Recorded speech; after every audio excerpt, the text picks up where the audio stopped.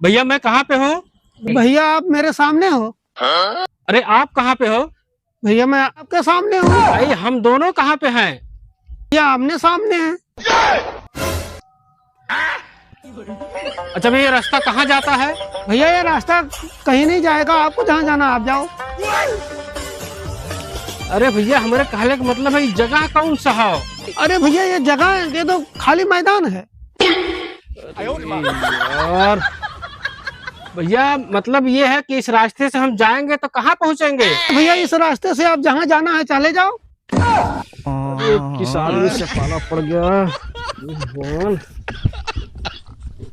भैया अगर इस रास्ते से हमें दिल्ली जाना है तो कैसे जाएंगे? भैया हम तो दिल्ली कभी जाते नहीं।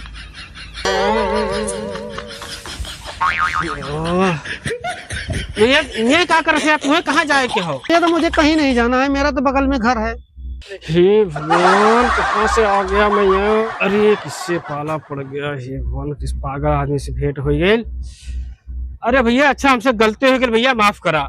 अरे तो भैया ऐसा काम है क्यों करते हो कि बाद में माफी मांगना पड़े?